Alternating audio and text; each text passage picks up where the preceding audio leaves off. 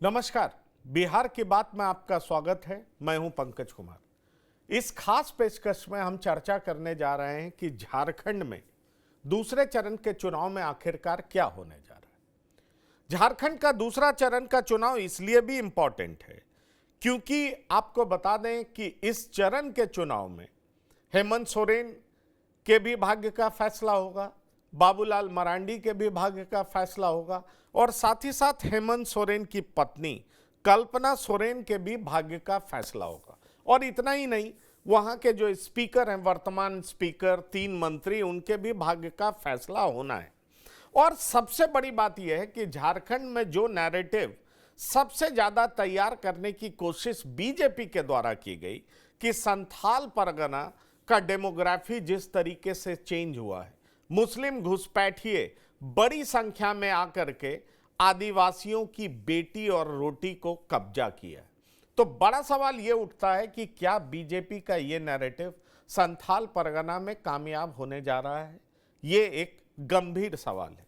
इसलिए मैं आपको यह बता दूं कि 38 सीटों पर होने वाले चुनाव में एक चर्चा यह भी जोर पकड़ रही है कि कांग्रेस का ढीला ढाला कैंपेन कहीं हेमंत सोरेन के दोबारा वापस आने के चांसेस को खराब ना कर दे। इसलिए आरजेडी के नेता हो या कल्पना सोरेन और उनके पति हेमंत सोरेन हो, वो कांग्रेस की सीटों पर जाकर के भी जोरदार तरीके से प्रयास कर रहे हैं।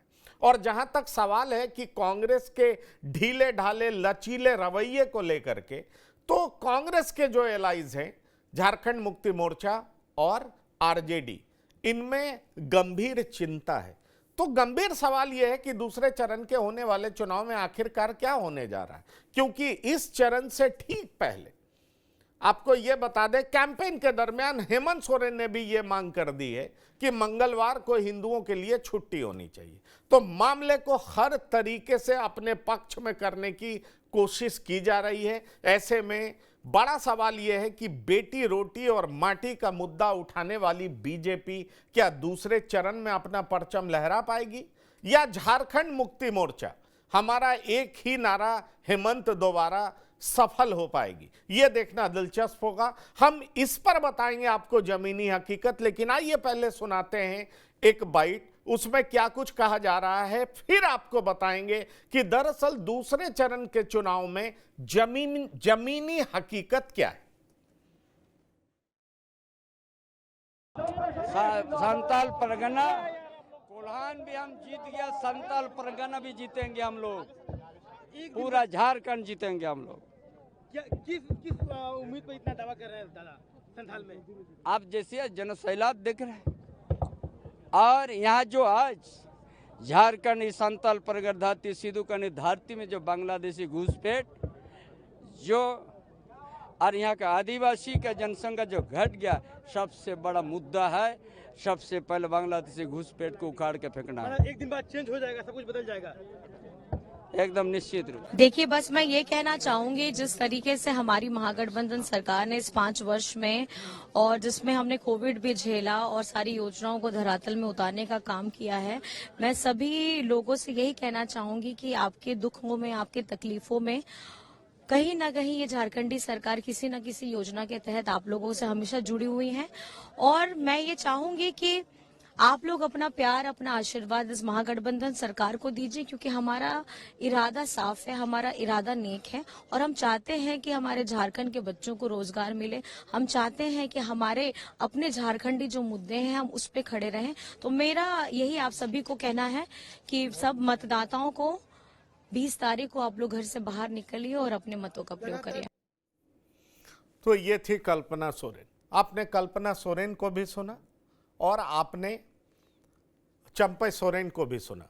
चंपई सोरेन गदगद दिखाई पड़ रहे हैं, कह रहे हैं कोल्हान भी जीत लिया और अब संथाल परगना भी जीतेंगे, बड़ी मेजॉरिटी से सरकार बनाएंगे। और ये चंपई सोरेन जेएमएम के लिए नहीं, बीजेपी के लिए बोल रहे हैं, क्योंकि अब बीजेपी के सेनापति बन गए। चंपई सोरेन पर बीजेपी ने बहुत दाव लगाया है, पिता पुत्र दोनों को टिकट दिया है। ऐसे में सवाल उठता है कि आखिरकार चंपई सोरेन के दावे की हकीकत क्या है, यह भी हम समझने का प्रयास करेंगे। और साथ ही साथ आप कल्पना सोरेन के कॉन्फिडेंस को भी देख लें। 2024 के उपचुनाव में वो जीती थी 24,000 के वोट से, और फिर मैदान में कहा जा रहा है कि हेमंत सोरेन और कल्पना सोरेन दोनों ने मिलकर के बीजेपी के जोरदार कैंपेन का जोरदार जवाब दिया है। ऐसे में सवाल उठता है कि कल्पना सोरेन, जो कि यह दावा कर रही हैं कि झारखंड के लोगों के लिए जेएमएम की सरकार ने हर मुसीबत के समय अपनी योजनाओं के तहत लोगों को मदद करने का प्रयास किया है, उनके साथ जुड़ने का प्रयास किया है, इसलिए हेमंत सरकार को दोबारा लाया जाना चाहिए। क्या लोगों के बीच कल्पना सोरेन की आवाज पहुंच रही है? क्या लोगों को जेएमएम की सरकार पर भरोसा है? इन तमाम बातों पर हम चर्चा करेंगे। हमारे साथ जुड़ रहे हैं कुछ मेहमान जिनसे हम आपका परिचय करा दें। हमारे साथ यशोनाथ झा जी जुड़ रहे हैं, आपका बहुत स्वागत है। और साथ ही हमारे साथ रवि रंजन जी जुड़ रहे हैं, वरिष्ठ पत्रकार, आपका भी बहुत स्वागत है। यशोनाथ झा जी, दूसरे चरण के चुनाव के लिए 38 सीटों पर मतदान होना है। मैं अगर सीधे शब्दों में आपसे पूछूं तो संथाल परगना भी दूसरे चरण में आता है और बड़े बड़े नेताओं के भाग्य का फैसला इसी चरण में होना है। किसका पलड़ा भारी नजर आ रहा है आपको? पंकज जी, सबसे पहले तो आपके दर्शकों को, रवि रंजन जी को नमस्कार, आपको भी नमस्कार। और जहां तक भविष्यवाणी की बात है तो 10 दिन पहले, मतलब पहले चरण के चुनाव से 2 दिन पहले तक जो हालत थी संथाल परगना की, संथाल परगना के 14 सीटों की लगभग बराबरी का मुकाबला था। उस समय जैसा मुझे लगा कि संथाल परगना के में लगभग बराबरी का मुकाबला था। उत्तरी छोटानागपुर जो 7 जिले हैं, 25 विधानसभा सीट है, कोयलांचल को अगर धनबाद को मिला लिया जाए, धनबाद और बोकारो को, तो इसमें मुझे लग रहा था कि लगा मुझे 10 दिन पहले कि भाजपा भारी पड़ रही। लेकिन पिछले 10 दिनों के कुछ घटनाक्रम, कुछ माहौल, कुछ साथियों से जो बातचीत हुई, उससे अब लग रहा है कि इंडिया गठबंधन जो है संथाल में थोड़ा सा उसको एज मिल रहा है। ये एज इसलिए नहीं मिल रहा है कि उसने कुछ ऐसा चमत्कार कुछ किया है। सबसे बड़ा जो मेरे हिसाब से जो उसको लाभ मिला है वो घुसपैठिया वाला जो नैरेटिव है बीजेपी का या एनडीए का, वो संथाल परगना में उतना क्लिक नहीं कर पाया है। संथाल परगना के लोग, मैंने पिछले 2-3 दिन पहले आप ही के चैनल पे भी कहा था कि ये मुद्दा जो है ना घुसपैठिया वाला, ये चुनावी दृष्टिकोण से वोट में तब्दील होने का ये शायद भाजपा का की ये रणनीति जो है ये कहीं ना कहीं फेल होती हुई दिख रही है। लेकिन और हेमंत सोरेन की जहां तक बात है, हेमंत सोरेन और कल्पना सोरेन जिस तरह से उन्होंने प्रचार किया है, जिस तरह से उन्होंने लोगों से कनेक्ट किया है, वो बहुत जबरदस्त है। ये तो साफ है। अब वोट क्या होगा, वोट कितने लोगों को किसको देंगे वोट, ये अगर लोगों से बातचीत पर किया जाए तो लगभग अभी भी मुझे लग रहा है कि बराबरी का मामला है। बराबरी में जयराम महतो का फैक्टर एक बहुत ध्यान देने वाली बात थी लोकसभा के चुनाव का परिणाम देखने के बाद, लेकिन वो लग रहा है कि उतना प्रभावी नहीं हो पाएगा जयराम महतो का फैक्टर। और मैं बता दूं कि संथाल परगना में 3 मंत्री नहीं है, 6 मंत्री हैं। कुल मिला के 6 मंत्री हैं, 3 कांग्रेस के मंत्री और 3 जेएमएम और स्पीकर हैं। सारे लोग एक ही दिन परसों उनकी किस्मत का फैसला होगा। इसमें इसमें मुझे लग रहा है कि 3 सीटें कम से कम जेएमएम लूज कर रही है और बीजेपी जो है वो कम से कम 2 सीट लूज कर रही है। तो ये मेरा कैलकुलेशन है, बाकी नहीं, तो 23 तारीख को पता चलेगा। आपसे मैं बड़ा सीधा सवाल पूछ रहा हूं, ये भविष्यवाणी नहीं है, आपका कैलकुलेशन है। भविष्यवाणी करने में बोल भी नहीं रहा हूं। मैं सीधा सवाल इसलिए पूछ रहा हूं कि 38 सीटों पर चुनाव होना है। पिछले बार बीजेपी 12 सीट पर चुनाव जीती थी और बाकी जो है वो कांग्रेस, जेएमएम, ये इन पार्टियों ने चुनाव जीता था। इस बार अगर मैं आपसे पूछूं तो इन 12 सीटों में इजाफा होगा या 12 सीट से बीजेपी घटेगी? क्योंकि आप तो कह रहे हैं कि संथाल परगना में अब जेएमएम ने एज ले लिया। तो चलिए, संथाल परगना में कुल 18 सीटें हैं, 20 सीटें अन्य जगहों पर है, उत्तरी छोटा नागपुर और जगहों पर। तो मेरा आपसे सीधा सवाल है कि अगर हम ओवरऑल टैली को देखें तो 2019 की तुलना में 2024 में बीजेपी दूसरे चरण में गेन करने जा रही है या लूज करने जा रही है? मुझे लगता है कि थोड़ा सा गेन करेगी, तो बराबरी पे मुकाबला हो जाएगा लगभग। पिछली बार बराबरी पे नहीं हुआ था, वो इस बार बराबरी पे हो जाएगा। बराबरी पर हो बिल्कुल, जाएगी। बिल्कुल बिल्कुल बिल्कुल। अच्छा, एनडीए और इंडी का लगभग अब 20-18 हो जाए, 19-19 हो जाए, 21-17 नहीं होने वाला है। चलिए, तो मैं इसी के साथ आपसे एक सवाल और पूछना चाहूंगा, क्योंकि बहुत सारे न्यूज़पेपर्स में और हम अपने रिपोर्टर से बात कर रहे हैं और उनके जरिए हमें ये जानकारी मिल रही है और आज कुछ अखबारों ने भी इसको प्रमुखता से छापा है। हमारे और 2 साथी हैं, उनसे भी हम बात करेंगे। मैं आपसे ये पूछना चाहूंगा कि कहा यह जा रहा है कि जेएमएम अपने को लेकर के कॉन्फिडेंट है। जेएमएम को लग रहा है कि हमारी जो पिछले बार की सीटें थी लगभग आ जाएंगी, लेकिन जेएमएम को डर कांग्रेस से लग रहा है। जेएमएम को लग रहा है कि कांग्रेस का परफॉर्मेंस बहुत खराब होने जा रहा है। जेएमएम को लग रहा है कि कांग्रेस द्वारा जीती हुई सीटों पर कैंपेन भी ठीक से नहीं हो रहा है। यहां राहुल गांधी और मल्लिकार्जुन खड़गे ने भी उस तरीके से कैंपेन नहीं किया जैसा उनको करना चाहिए था। पोस्टर, बैनर्स भी नजर नहीं आ रहे हैं और पिछले 5 सालों से सत्ता में हैं, तो उस तरह का कार्यकर्ताओं का नेटवर्क भी ये तैयार नहीं कर पाए हैं, जिस वजह से कांग्रेस के कैंपेन को देखते हुए हेमंत सोरेन में चिंता है। और इसलिए हेमंत सोरेन, कल्पना सोरेन अब बड़ी ही तैयारी के साथ देखी गई हैं इस दूसरे चरण के चुनाव से पहले कि कांग्रेस के उम्मीदवार की सीटों पर जाकर के जोरदार कैंपेन कर रहे हैं।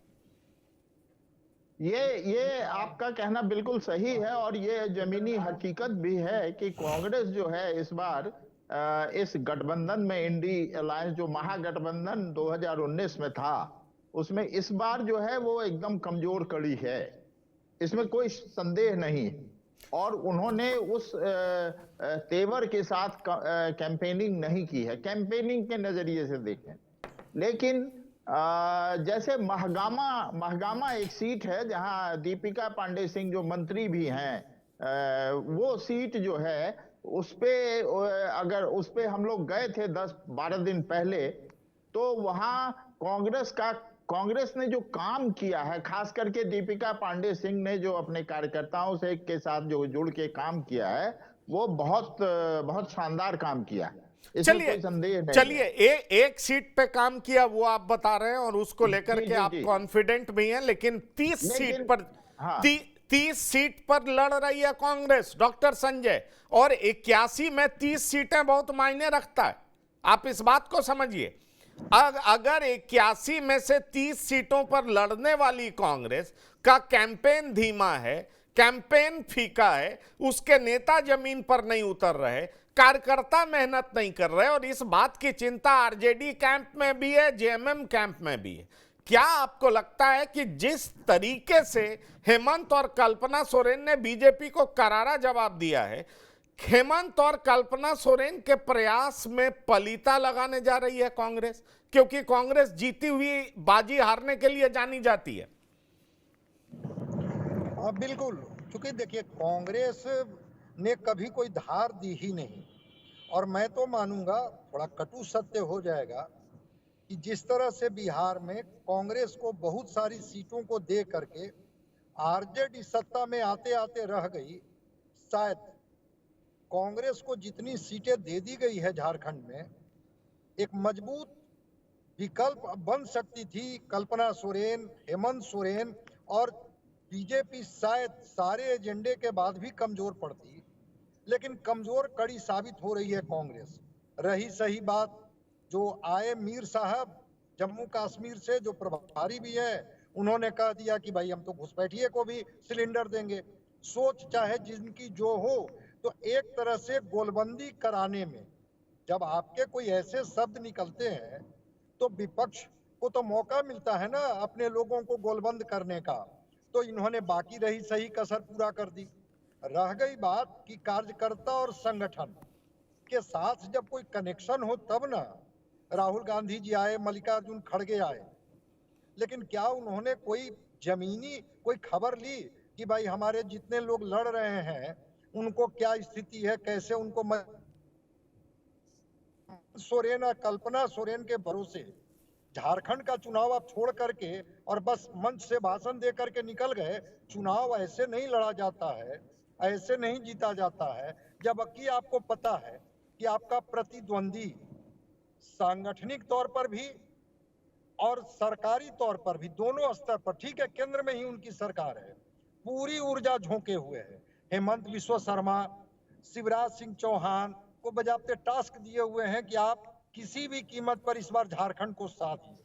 तो कमजोर कड़ी तो हो ही रही है ना। अच्छा, कोऑर्डिनेशन का भी अभाव है। मेरी कई नेताओं से बात हुई कांग्रेस के, हमने कहा कि भाई जिस विधानसभा में जो भी आपके कांग्रेस के कार्यकर्ता हैं, क्या उनका कोऑर्डिनेशन बना है? कहे कि नहीं, ऐसा तो नहीं है कि कोऑर्डिनेशन कुछ हम लोग बना पाए हैं। फिर भी हमारे कैंडिडेट मजबूत हैं और यहाँ पर लहर है जेएमएम कांग्रेस गठबंधन का, और उस लहर में चुनाव जीतेंगे। जब एक वैसे जिम्मेवार नेता लहर पर सवार होकर के चुनाव जीतने की बात कर रहे हैं, जबकि भाजपा एक एक कमजोर कड़ी को खंगाल रही है। पिछली बार उन्होंने गठबंधन नहीं किया, इस बार उन्होंने आजसू से गठबंधन कर लिया। जेडीयू को भी 2 सीटें दे दी, चिराग को भी 1 सीटें दे दी। तो अगर में सत्ता में आने से अगर पिछड़ जाती है, तो मैं समझता हूं कि इसके लिए कांग्रेस और आरजेडी को भी इन्होंने जो 6 सीटें दी है, हमको नहीं लगता है कि 1 सीट से अधिक इस बार भी आरजेडी जीत पाएगी। तो कांग्रेस और आरजेडी दोनों इनके लिए कमजोर कड़ी साबित होंगे। अब देखते हैं हेमंत सोरेन और कल्पना सोरेन के भरोसे इनकी गाड़ी निकल पाती है या रास्ते में फंस जाती है। रास्ते में फंस जाती है। हमारे साथ रवि रंजन जी भी हैं। रवि रंजन जी, मैं आपसे ये जानना चाहूंगा कि कांग्रेस को लेकर के तो हमने बात की कि ठीक है, लेकिन दूसरी तरफ ये भी है कि जिस तरीके से बाहर से लोगों को लाया गया है और उनको चुनावी मैदान में उतारा गया, आपको याद होगा बंगाल का चुनाव, बीजेपी ने बहुत ज्यादा बाहरी नेताओं को मैदान में उतार दिया था। वो तिलक लगा करके घूमते हुए देखे जाते थे और इससे बंगालियों में रिएक्शन हुआ और परिणाम ये हुआ कि जो माना जा रहा था कि बीजेपी जीत सकती है, वो बीजेपी जीती नहीं, हार गई। कहा जा रहा है कि बंगाली प्राइड जग गया और बीजेपी को हरा दिया। क्या ऐसा ही कुछ होता हुआ आप देख पा रहे हैं झारखंड में? मैं ये सवाल यशोनाथ झा जी से भी पूछूंगा, पर मैं ये आपसे पूछ रहा हूं क्योंकि बीजेपी का जिस तरीके से हाई प्रोफाइल कैंपेन चल रहा है, हेमंत सोरेन ने इसको भी एक मुद्दा बनाया हुआ है कि देखिए कैसे सारे नेता मिलकर के एक आदिवासी को घेर कर निपटाने में लगे हुए हैं। आपको क्या लगता है, कहीं ये बात हेमंत सोरेन की लोगों को जोड़ लेगी और ये भावनात्मक मुद्दा ऐसा उठेगा कि हेमंत सोरेन को काफी फायदा पहुंचाएगा? ऐसा कुछ आप देख पा रहे हैं झारखंड में? देखिए, झारखंड में अभी जो चल रहा है, पिछले 10 दिनों में जो हवा बदली, उसमें आप जो बातें कह रहे हैं कि बाहर से आए हुए नेताओं की जो कैंपेनिंग चल रही है वो उसके बीजेपी के खिलाफ चली जाएगी, ऐसा लगता नहीं है। हेमंत बिश्व शर्मा ने बड़ी चालाकी से और बड़ी तैयारी से, सूझबूझ के साथ झारखंड में अपनी तैयारी की है आप देखें तो ये 20 तारीख को जो चुनाव होने वाले हैं संथाल परगना के 18 सीटों में ये सभी सीटों पर एक पाकुड़ को छोड़ दें तो एक भारतीय जनता पार्टी चुनाव लड़ रही है। 10 सीटों पर जो वो करेंगे। आपको जयराम महतो की बात अभी यशोनाथ जी कह रहे थे। जयराम महतो कुर्मी नेताओं में अपनी पकड़ बनाने पर हैं और सुदेश महतो लीडर होंगे कुर्मी के कि जयराम महतो होंगे, ये लड़ाई है। यहाँ बाहरी और भीतरी की कोई लड़ाई है नहीं। कुर्मी नेताओं में अगर जयराम महतो की चल जाती है तो वो सुदेश महतो को कमजोर करेंगे। भारतीय जनता पार्टी अभी जो चुनाव चल रहा है ये उत्तर पूर्वी इलाके में आते बोरियो, लिट्टीपाड़ा, शिकारीपाड़ा, ये वो इलाके हैं जहां पर बांग्लादेश वाला मसला बहुत जबरदस्त तरीके से भारतीय जनता पार्टी ने उठाया है। गोड्डा में, आप देवघर में, ये सब इलाके हैं जहां पर भारतीय जनता पार्टी ने ये जो बांग्लादेश वाले मसले को उठाया है उसका असर हुआ है। तो ये नहीं कह सकते हैं कि बाहर से आए हुए लोगों के चलते भारतीय जनता पार्टी को कुछ मुश्किल होगी। पिछले चुनाव में भारतीय जनता पार्टी ने 25 सीटें जीती थी और कोल्हान में इस बार तो कोल्हान के टाइगर इस समय भारतीय जनता पार्टी के साथ हैं। 11 सीटें जो जेएमएम को थी उसमें से सीटें घटने वाली हैं और वो 11 में से अगर कोल्हान के टाइगर इनको मिल जाती हैं तो भारतीय जनता पार्टी बड़ा एज ले लेगी इस चुनाव में। दूसरे चरण के मतदान में हवा बदली है। पहले चरण की पर बात सवाल ये है, मुझे लगता है यही बात मैं यशोनाथ झा जी से पूछना चाहूंगा। कोल्हान टाइगर तो खुद ही बड़ी मुश्किल से जीते थे पिछली बार, कुछ वोटों से जीत पाए थे। ये टाइगर रह पाएंगे कि सीआर हो जाएंगे? कहा यह जा रहा है अगर बीजेपी को फायदा नहीं होगा तो बीजेपी जैसी पार्टी जितनी तेजी से बढ़ाती है उतनी जल्दी ही उतार भी फेंकती। ये देखा गया, कई नेताओं के साथ ऐसा हुआ।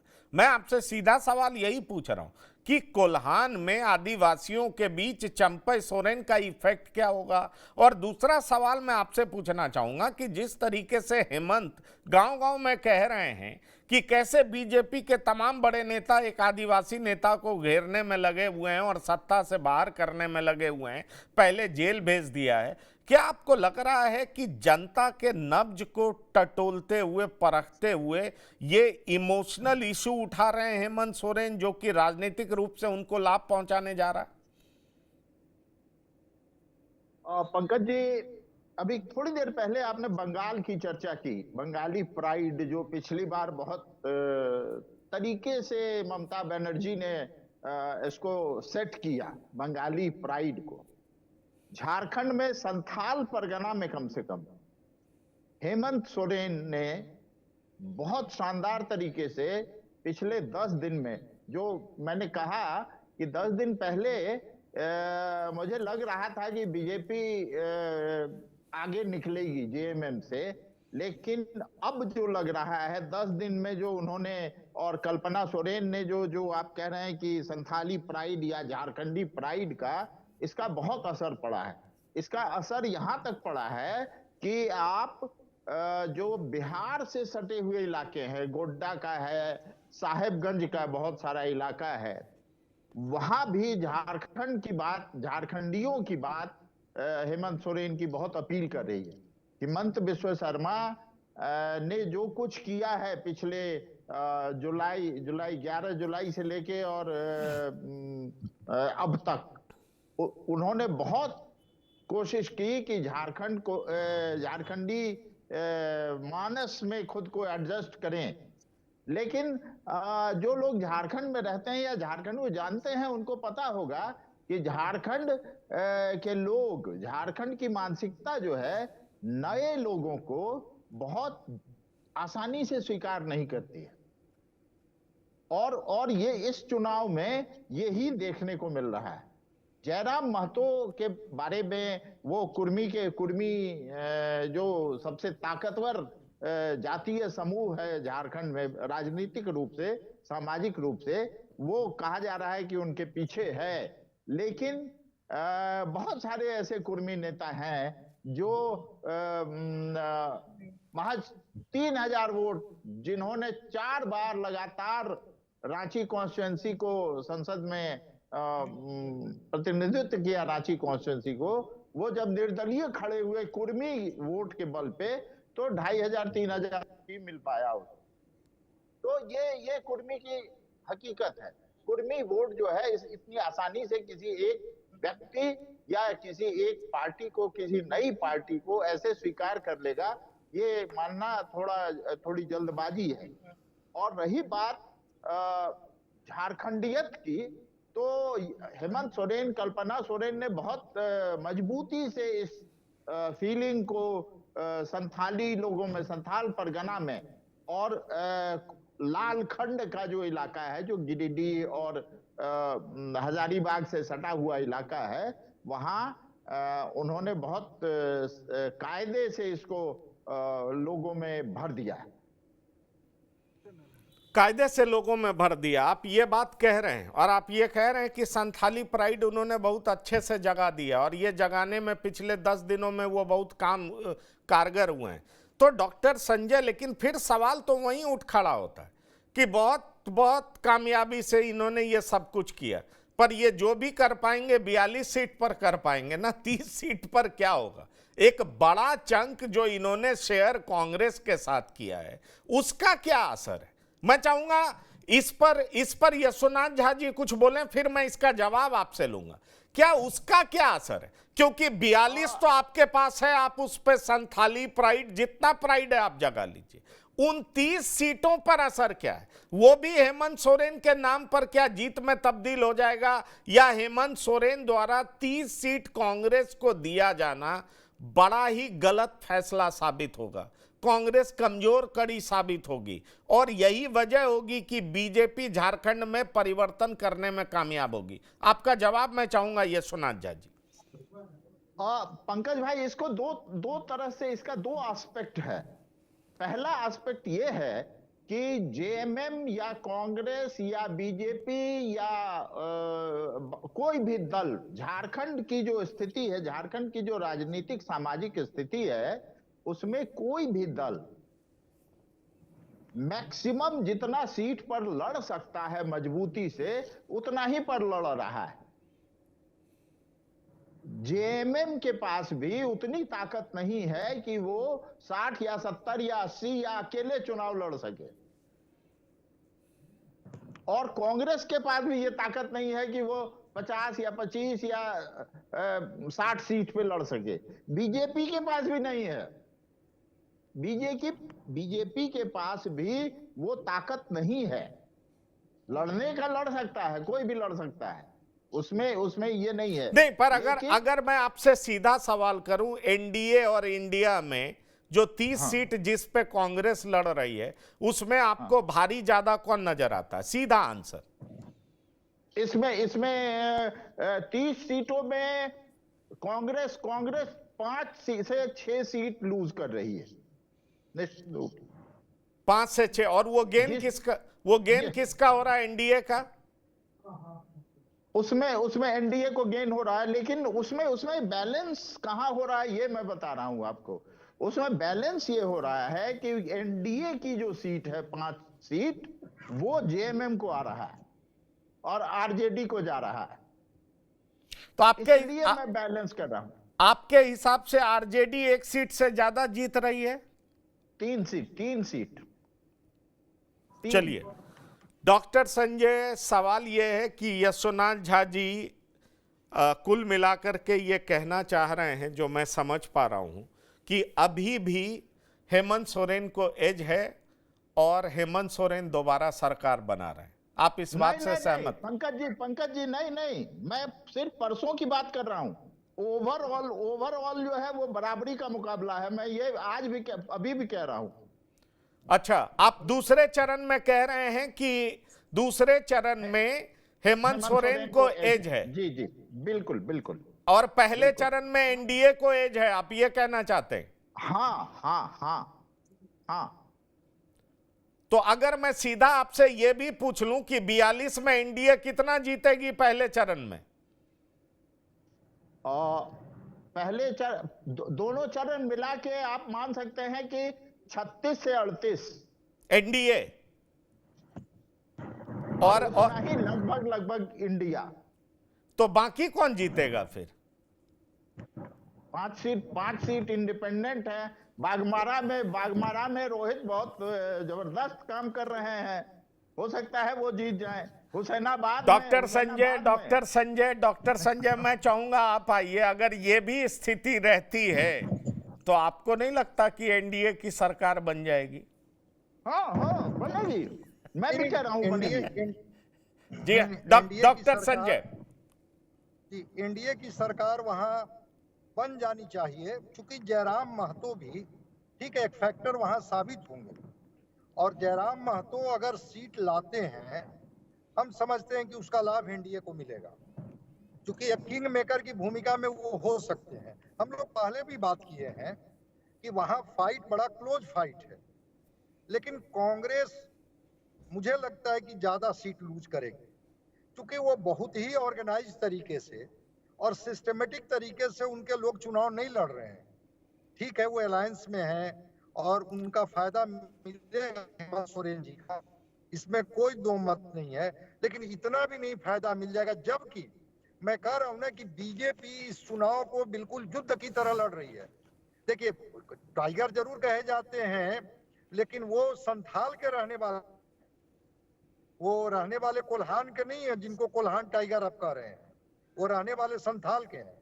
और रह गई बात कि संथाल को ही इन लोगों ने गरमाया, चाहे बेटी रोटी माटी का मामला किया, वो इन्फिल्ट्रेशन का मामला किया, तो पोलराइजेशन की कोशिश की, चाहे वो जामताड़ा का इलाका हो, गोड्डा का इलाका हो, पाकुड़ का इलाका हो, चाहे देवघर का इलाका हो। अगर पोलराइजेशन करने में बीजेपी कामयाब हो गई तो मैं मानता हूं कि इसका लाभ बीजेपी को मिल जाएगा। और बीजेपी चाहती भी थी, बीजेपी शुरू से ही चाहती थी कि हम ध्रुवीकरण के बदौलत ही चुनाव जीत सकते हैं। तो ध्रुवीकरण करने के लिए जितने भी तरह से हो सकते हैं, अब देखिए ना 15 को भी प्रधानमंत्री जाते हैं तो जमुई की जमीन है, लेकिन बात वो कहाँ की कर रहे हैं, बात कर रहे हैं बिरसा मुंडा के 150वीं जयंती पर कि देखिए कैसे आदिवासियों को ठगा गया, छला गया।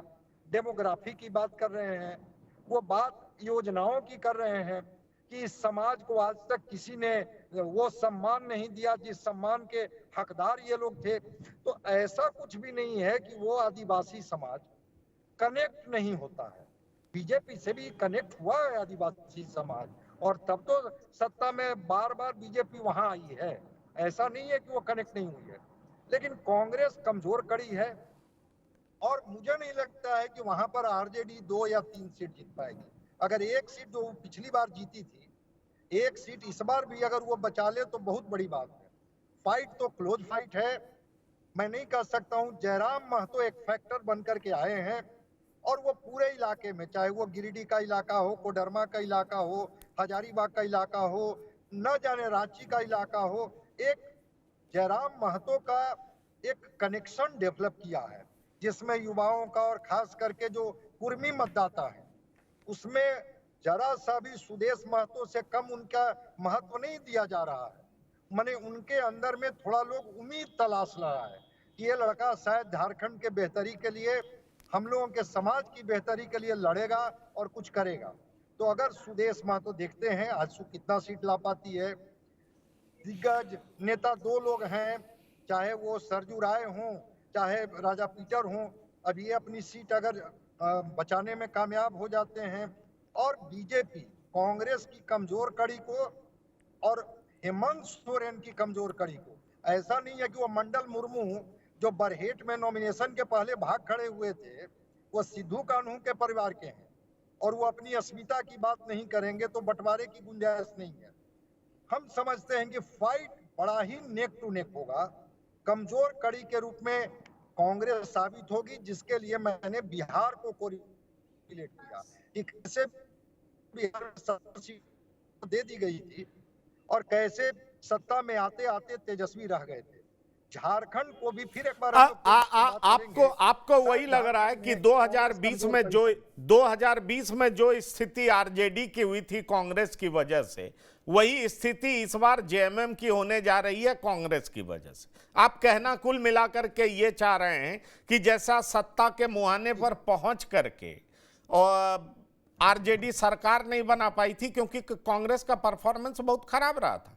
उसी तरीके से इस बार भी झारखंड में कांग्रेस का परफॉर्मेंस खराब रहेगा। पर सवाल यहां पर उठ ये रहा है कि यशोनाथ झा जी कांग्रेस की सीटें 5 से 6 घटा रहे हैं, जबकि कई लोग कह रहे हैं कि कांग्रेस सिंगल डिजिट में आ जाएगी। हकीकत क्या है ये तो चुनाव परिणाम के बाद पता चलेगा। हम सारे जर्नलिस्ट, स्पेशलिस्ट अपने अपने तरीके से आकलन ही कर सकते हैं, किसका आकलन कितना सटीक बैठता है ये तो चुनाव के बाद ही पता चलेगा।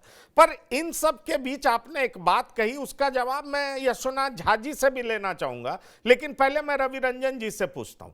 बीजेपी ने प्रयास किया ध्रुवीकरण का, ध्रुवीकरण किसको ज्यादा फायदा पहुंचा रहा है? जेएमएम को फायदा पहुंचा रहा है या बीजेपी को इससे फायदा हो रहा है? आपको क्या लगता है? नहीं, देखिए, अभी जो चुनाव जिन क्षेत्रों में हो रहे हैं, ये जो 38 विधानसभा क्षेत्रों में जो चुनाव है उसमें संथाल, कोयलांचल और छोटा नागपुर है। और ये पूरा इलाका पिछले चुनाव को आप देखेंगे तो जेएमएम ने एज लिया था और ये पूरा इलाका अधिकांश सीटों पर जेएमएम जीती थी। लेकिन इस बार स्थिति बदल गई है। जेएमएम जितनी सीटें पिछले बार जीत गई थी, इस बार वो नहीं जीतने में, और इसका वही आप कह रहे हैं ध्रुवीकरण एक बहुत बड़ा कारण होगा। भारतीय जनता पार्टी ने जिस तरीके से ये उठाया आवाज, एक तो बांग्लादेशी घुसपैठियों वाली बात, और प्रधानमंत्री नरेंद्र मोदी से लेकर शिवराज सिंह चौहान और हेमंत बिश्व शर्मा ने संथाली और आदिवासियों के जो अस्तित्व की बात को जो उन्होंने मजबूती से राष्ट्रीय स्तर पर उठाया है, उसका असर इस इलाके में दिखेगा। तो आप देखें कि पिछले चुनाव में 25 सीटें भारतीय जनता पार्टी जीती थी और जेएमएम 30 सीटें जीती थी। तो क्या भारतीय जनता पार्टी 5-10 सीटें इस बार नहीं बढ़ने जा रही? ये कोई कह सकता है? सीटें भारतीय जनता पार्टी को मिलने वाली हैं। जेएमएम जो पिछले चुनाव से लेकर अभी तक, और उसमें ठीक ही कह रहे हैं यशोनाथ जी और संजय जी की कांग्रेस जिस हालत से चुनाव लड़ रही, देखिए आलमगीर आलम वहां पाकुड़ से लड़ रहे हैं, वहां पर एक मुस्लिम कैंडिडेट हैं अजहर इस्लाम जो लड़ रहे हैं, और वो उनसे मजबूत स्थिति में है। एक सीटों पर आप देखेंगे कि धनवार सीट पर बाबूलाल मरांडी, धनवार सीट तो पिछला किसका था, और इस बार बाबूलाल मरांडी वहां से निजामुद्दीन अंसारी ने कल ही एक पत्रकार को झापड़ मारा है परसों ये सवाल पूछने पर। तो उनके अंदर की जो खींच वो दिख रही है। ये इलाका जो संथाल का इलाका है, कोयलांचल का, कोयलांचल में भारतीय जनता पार्टी एज ले रही है। तो इन सब को आप देखेंगे तो बहुत ही नेक टू नेक लड़ाई है, और ये लड़ाई आखिरकार ये पता चलेगा कि एनडीए के पक्ष में ये जाता हुआ दिख रहा है। अब तो रिजल्ट में वो देखना होगा, लेकिन भारतीय जनता पार्टी ने जो ध्रुवीकरण किया है खासतौर पर इस इलाके में, जहां पर जेएमएम ने पिछले चुनाव में बहुत बड़ा करामात किया था, और फिर कोल्हान का साथ उनको है ही, यहाँ पर तो ये दोनों मिला दिया जाए तो भारतीय जनता पार्टी मजबूत स्थिति में दिख रही है। और ये पिछले 10 दिनों की हवा जो बदल गई है वो निश्चित रूप से एनडीए के पक्ष में जा रही है। आप यशोनाथ जी सहमत हैं क्या इनकी बात से? मुझे जो लग रहा है जी कि उत्तरी छोटा नागपुर का जो इलाका है, उत्तरी छोटा नागपुर और कोयलांचल, ये हमेशा से बीजेपी का गढ़ रहा है। पिछली बार 25 सीटें जो भाजपा ने जीती थी 2019 में पूरे झारखंड में, उसमें उत्तरी छोटा नागपुर के 7 जिलों में 12 सीटें वहीं से थी। यानी कि सिर्फ उत्तरी छोटा नागपुर ने लगभग आधी ताकत बीजेपी को दी थी। बीजेपी के लिए कोई उत्तरी छोटा नागपुर जो है वो उसका गढ़ है। इसमें वो 12 सीटें इस बार भी जीत पाएगी। 12 नहीं, बल्कि मुझे लगता है कि 14 सीटें उसको मिलेंगी इस बार उत्तरी छोटा नागपुर से। इसलिए मैं कह रहा हूं, अभी भी कह रहा हूं कि बराबरी पे मुकाबला छूटेगा, और जयराम महतो और कुछ निर्दलीय, दो मुझे लगता है कि 2 सीट निर्दलीय को आना चाहिए। तो जयराम महतो और निर्दलीय ये किंग मेकर होंगे, और ये वही खेल होगा जो अर्जुन मुंडा के जमाने में या मधु कोड़ा के जमाने में जो हुआ था, हरिनारायण राय और एनओ सेक्का वगैरह से, कमलेश सिंह वगैरह को मंत्री बना के। तो उस तरह के खेल होने की बात आप कह रहे हैं। कि उस तरह के खेल होने की संभावना है। लेकिन मैं आपसे एक बात पूछना चाहता हूं, आप कह रहे हैं उत्तरी छोटा नागपुर में बीजेपी का परफॉर्मेंस पिछली बार भी बहुत अच्छा रहा था। दूसरा एक ट्रेंड हमेशा रहा है कि 50% से ज्यादा विधायक झारखंड में हमेशा हारते रहे, ये बात भी सच्चाई है। तो कौन कहां से हारेगा ये कहना बड़ा मुश्किल है, पर कुल मिलाकर के अगर देखा जाए तो जो दूसरे चरण में बड़े बड़े नाम हैं, अगर मैं आपसे पूछूं कि सीता सोरेन बनाम इरफान अंसारी कौन मजबूत है, अगर मैं आपसे पूछूं गांडे में कल्पना सोरेन बनाम क्या नाम है उनका, कौन, मुनिया देवी, दोनों में कौन मजबूत है, ये भी समझना बहुत जरूरी है। तीसरी बड़ी बात मैं आपसे पूछूं कि बरहेट में जिस तरीके से बीजेपी हवा देने का प्रयास कर रही है कि उसके उम्मीदवार को खतरा है, समुचित सुरक्षा दिया जाना चाहिए, वहां तो हेमंत सोरेन हमेशा जीतते रहे तो वहां जीत सकते हैं। अगर हम तीनों सीट के परिप्रेक्ष्य में आपसे बात करें और चौथा सीट जो हाई प्रोफाइल सीट है वो है बाबूलाल मरांडी का, वहां पर एक इंडिपेंडेंट राय खड़े हुए थे, उनको बाबूलाल मरांडी ने अपने साथ मिला ही लिया है। तो बाबूलाल मरांडी की स्थिति क्या है? इन चारों नेताओं के बारे में अगर मैं आपसे सीधा सवाल करूं तो आपको कौन जीतता हुआ दिखाई पड़ रहा है? किसकी हालत थोड़ी पतली दिखाई पड़ रही है आपको? सबसे इन चारों सीटों में सबसे जो बुरी तरह से फंसी हुई जो सीटें हैं, जो कहा जा सकता है कि हेमंत सोरेन की दोनों शिबू सोरेन की दोनों बहुओं की सीट फंसी हुई है, इसमें कोई संदेह नहीं, चाहे वो जामताड़ा हो चाहे वो गांडे हो।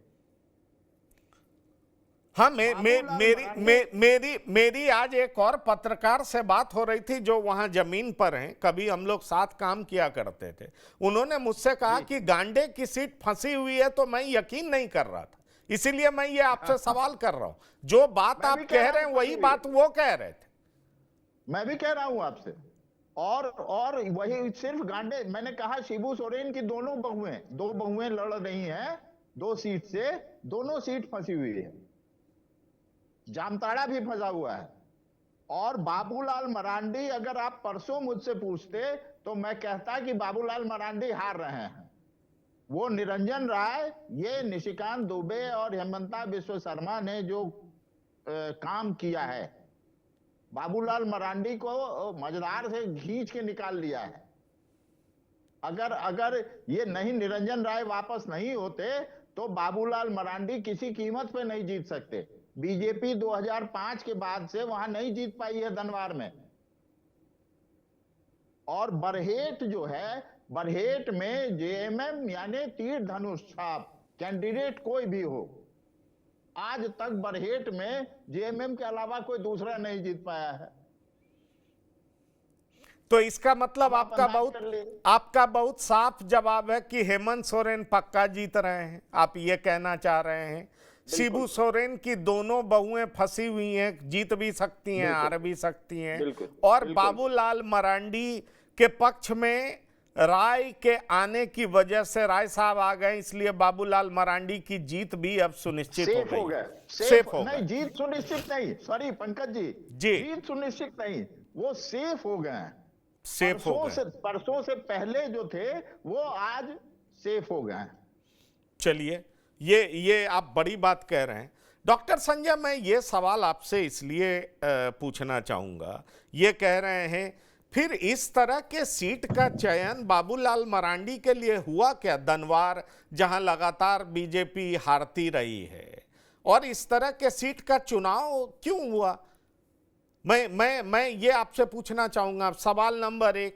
सवाल नंबर 2 जो बहुत इंपॉर्टेंट है कि अगर बीजेपी ने पिछले चुनाव से सीख करके, जो पिछला विधानसभा चुनाव था, आजसू से गठबंधन किया, एलजेपीआर से गठबंधन किया, जेडीयू से गठबंधन किया, उसके बावजूद स्थिति बहुत ज्यादा बदलती हुई दिख नहीं रही है, जैसा कि यशोनाथ झा जी बता रहे हैं। तो इसका मतलब बहुत साफ है कि हेमंत सोरेन को सिंपैथी मिला है जनता का। इसका मतलब बहुत साफ है कि हाई प्रोफाइल कैंपेन जो बीजेपी के लिए मददगार साबित होना चाहिए, वो बूमरैंग कर गया है, वो काउंटर प्रोडक्टिव हो गया है। फिर से ये झारखंडियत, संथाली प्राइड इस तरीके से जग गया है कि जितना मदद मिलना चाहिए उस तरीके में इससे मिल नहीं पा रहा है, जैसा यशोनाथ झा जी कह रहे हैं। नहीं, मैं इसको इस रूप में मानता हूं कि हेमंत सोरेन को सहानुभूति का लाभ तो मिला है, इसमें कोई दो मत नहीं है। और आज भी शिबू सोरेन एक स्थापित नेता के तौर के बीच में आदिवासियों में हैं। जो 28 ट्राइबल सीटें हैं, उन ट्राइबल सीटों पर इनका सीधे सीधे प्रभाव है। हम ही लोग बात कर रहे थे ना कि अर्जुन मुंडा को तो आदिवासी समाज आदिवासी मानता भी नहीं है, उस रूप में उनको सम्मान नहीं देता है जैसा कि जिसके वो हकदार थे। तो जिस तरह से इन्होंने योजनाओं को लेकर के हेमंत सोरेन, आप देखते होंगे कि प्रतिदिन टेलीविजन पर आकर के और कोई न कोई वेलफेयर स्कीम की घोषणा ये करते थे किसी न किसी सभा से। इस बात को लेकर के वहां की जनता कनेक्ट हुई कि अगर हमारे हितों का कोई सोच रहा है तो वो हेमंत सोरेन जी ही सोच रहे हैं। जहां तक हारने जीतने की बात है, शिबू सोरेन को यही राजा पीटर ने हरा दिया था, रघुवर दास को सरजू राय जी ने हरा दिया था मुख्यमंत्री रहते हुए। तो हार और जीत को हम उस रूप में नहीं देखते हैं कि इस रूप में अभी हम लोग बात कर रहे हैं ना, एक स्मेल कर रहे हैं, जो एक सैंपल, एक लोगों से बातचीत, एक रुझान। वोटों का गणित तो 100-200 वोट से भी गड़बड़ा जाता है और हार हो जाती है और जीत हो जाती है। लेकिन मैं बता रहा हूं कि बीजेपी ने इस बार जिस तरह से घेराबंदी की है, मुझे नहीं लगता है कि बीजेपी इस बार लूज करने जा रही है। और ये जो निर्दलीय और जयराम महतो की एंट्री ही किंग मेकर की भूमिका में होंगी, इससे भी मैं सहमत हूं। अगर ये लोग निर्दलीय और जयराम महतो मिलकर के 3-4 सीटों का भी गणित बैठा लेते हैं तो मैं मानता हूं कि उसी के आसपास में सरकार बनेगी। वो सरकार हेमंत सोरेन जी की बन जाए या वो सरकार बीजेपी की बन जाए, क्योंकि इतना नेक टू नेक फाइट है कि वो दोनों की अपनी अपनी कमजोर कड़ी है। हम लोग बात किए थे ना कि आजसू चाहे जितनी सीटें ले ले, मैक्सिमम उसके जीतने की कैपेसिटी 5 सीटें हैं, 4-5 से अधिक सीटें वो नहीं जीत पाती है। तो आजसू भी इस बार वैसा नहीं परफॉर्म कर पाएगी जैसा कि हम लोग उम्मीद लगा रहे हैं। अब देखते हैं सरजू राय क्या कर पाते हैं, राजा पीटर अपनी सीट बता पाते हैं कि नहीं बचा पाते हैं। और बिल्कुल सही इन्होंने कहा यशोनाथ जी ने कि उत्तरी छोटा नागपुर का 7 जिला पर पिछली बार भी बीजेपी ने बेहतर परफॉर्म किया था, वो बीजेपी का गढ़ माना जाता है। तो हमको नहीं लगता कि हेमंत सोरेन इस बार उनको डिफीट इस बार भी नहीं कर पाएंगे। हेमंत सोरेन वो ट्राइबल सीटों में कितना ले पाते हैं, मुझे जैसा कि लगता है कि 20 सीटें हेमंत सोरेन ले पाएंगे। जिस तरह से 2 सीटों पर पिछली बार भाजपा सिमट गई थी, इस बार बीजेपी ट्राइबल सीटों में भी 5-6 का आंकड़ा तो जरूर पूरा कर लेगी या 7 का भी आंकड़ा पूरा कर सकती है। चलिए, आप ये बात कह रहे हैं, मैं यशोनाथ जी आपसे आपके पास आ रहा हूं रवि रंजन जी आपके पास। यशोनाथ जी, आप मुझे ये बताइए, खबरें जो छन करके आती हैं कि कल्पना सोरेन जहां भी जा रही हैं भीड़ बहुत हो रहा है, बड़ी नेता के तौर पर उभरी हैं, ऐसा क्या हो गया अचानक कि उपचुनाव में 24,000 तकरीबन वोटों से कल्पना सोरेन जीतती हैं और कुछ ही महीने के बाद होने वाले चुनाव में आपको लग रहा है कि कल्पना सोरेन की सीटें फंस रही हैं? ऐसा क्यों आपको दिखाई पड़ रहा है? वजह क्या है? गांडे में, जबकि जनता को पता है कि ये मुख्यमंत्री की पत्नी है, जनता को पता है कि अगर हेमंत जीतते हैं तो गांडे का कल्याण होगा, लेकिन सवाल है कि गांडे की सीट पे आपको कल्पना सोरेन फंसती हुई क्यों दिखाई पड़ रही और सीता सोरेन भी फंसती हुई क्यों दिखाई पड़ रही? लोकसभा चुनाव हारने के बाद भी इरफान अंसारी से सीता सोरेन फंसती हुई क्यों दिख रही हैं कि उनकी सीटें फंस जाएंगी, वो जीत नहीं पाएंगी या जीतेंगी तो बड़ी मुश्किल से जीतेंगी? वजह क्या है? गांडे की परिस्थिति, जब उपचुनाव में कल्पना सोरेन जीती थी तो उस समय में परिस्थितियां दूसरी थी। हेमंत सोरेन तुरंत जेल गए थे, उनको गिरफ्तार किया गया था, तो एक सहानुभूति उनके साथ थी। जनता की। उसके अलावा जो सरफराज अहमद जिन्होंने इस्तीफा दिया था पिछले साल 31 दिसंबर को, वो बहुत एक्टिवली, सरफराज अहमद पुराने कांग्रेसी हैं, अब जेएमएम में है वो, और जेएमएम के ही राज्यसभा सदस्य भी हैं। उन्होंने बहुत एक्टिवली उनको सपोर्ट किया था। मुस्लिम वोट और आदिवासी वोट मिला के वहां गांडे में कल्पना सोरेन के पीछे एक मुश्त पीछे पड़ गया कि इनको जिताना है। ये बेचारी जो भारतीय मानस है, जब इज्जत पे आती है बहू बेटी की, तो उसके आगे कोई राजनीति, कोई पॉलिसी ये नहीं होती। लेकिन सीता सोरेन के साथ जो समस्या है, वो अगर जामा से लड़ती, जामा से वो लड़ नहीं सकती थी क्योंकि वो रिजर्व सीट है और हाई कोर्ट का आदेश है कि वो आदिवासी नहीं है क्योंकि उड़ीसा में पैदा हुई हैं। अगर वो जामा से लड़ती सीता सोरेन तो उनको कोई नहीं हरा सकता था। जामताड़ा में दिक्कत क्या है उनके साथ कि जामताड़ा एक तो उनके लिए नई जगह है, दूसरे फुरकान अंसारी और उनके बेटे इरफान अंसारी, फुरकान अंसारी पुराने गोड्डा के योद्धा रहे हैं जामताड़ा के, और इरफान अंसारी को वहां के मुसलमानों का जिस तरह पाकुड़ में आलमगीर आलम का कोई पर्याय नहीं है, उसी तरह जामताड़ा में डॉक्टर इरफान अंसारी और फुरकान अंसारी का कोई पर्याय नहीं है।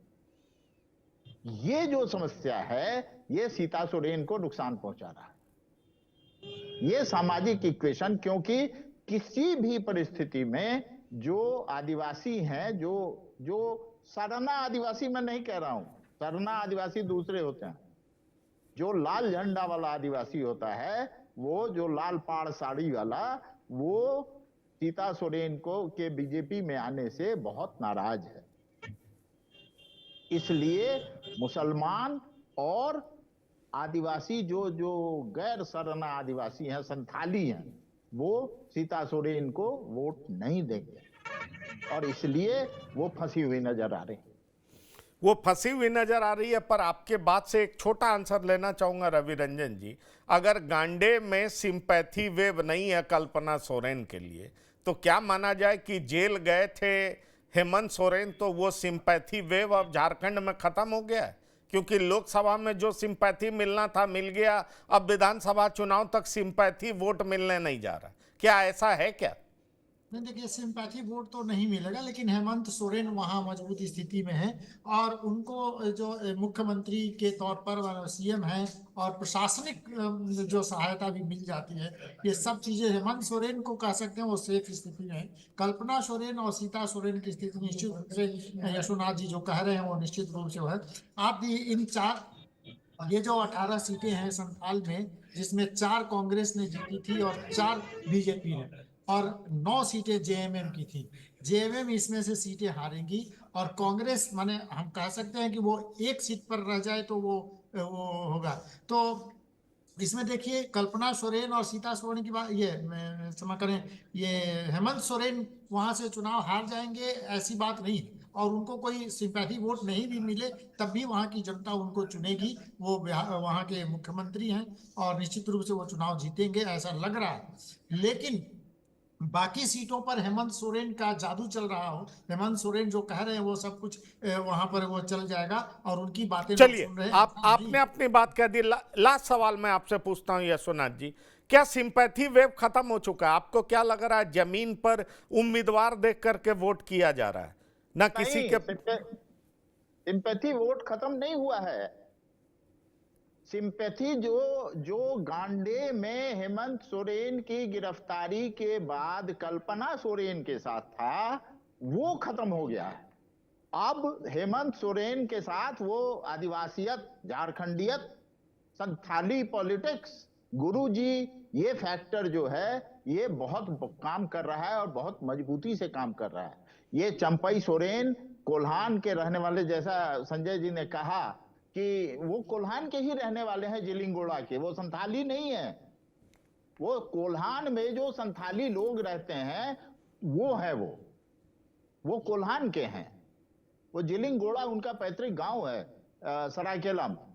खैर, मैं ये कह रहा हूं कि ना सीता सोरेन के साथ वो सहानुभूति है, ना किसी और के साथ, ना चंपई सोरेन के साथ, ना लोबिन हेम्ब्रम के साथ, ना दिनेश विलियम मरांडी के साथ। वो सिंपैथी जो है जेल जाने वाली, वो सिर्फ और सिर्फ हेमंत सोरेन के साथ। चलिए, लेकिन फिर भी आप कह रहे हैं कि शिबू सोरेन की दोनों बहुएं की सीट फंसी हुई है। माहौल बड़ा दिलचस्प है। यशोनाथ जी ने जमीनी हकीकत बताया और हमारे जो राजनीतिक विश्लेषक हैं उन लोगों ने भी बताया कि आखिरकार परिस्थितियां किस तरीके से बदल सकती हैं। कांटे की टक्कर है और इस सब के बीच कुछ किंग मेकर भी अपनी भूमिका निभा सकते हैं, जिनमें जयराम महतो का भी नाम आ रहा है और कुछ इंडिपेंडेंट एमएलएज भी हो सकते हैं। लेकिन जनता जनार्दन है, फैसला वही करेगी, अंतिम मोहर वही लगाएगी और परिणाम के बाद ही हकीकत मालूम पड़ जाएगा कि आखिरकार कौन विजयी है और कौन चुनाव हारा है। लेकिन बड़ी खबर यह है कि शिबू सोरेन की दोनों बहुएं की सीट फंस रही है और साथ ही साथ बाबूलाल मरांडी की सीट भी फंस रही थी, लेकिन जो राय खड़े हुए थे उनको निशिकांत दुबे और हेमंता विश्व शर्मा ने मना करके, समझा करके बाबूलाल मरांडी को सेफ कर दिया, यशोनाथ झा जी कह रहे हैं। बहरहाल हालत जो भी होती है, लेकिन ये जो दूसरा चरण है, फाइनल चरण है, इसके बाद बहुत साफ हो जाएगा कि सरकार किसकी बन रही है। बिहार की बात में इतना ही। रवि रंजन जी आपका, यशोनाथ जी आपका और डॉक्टर संजय आपका इस प्रोग्राम में शिरकत करने के लिए बहुत बहुत धन्यवाद और शुक्रिया। तो बिहार की बात में इतना ही। ताज़ा तरीन खबरों के लिए आप लगातार देखते रहिए TV9। धन्यवाद, नमस्कार।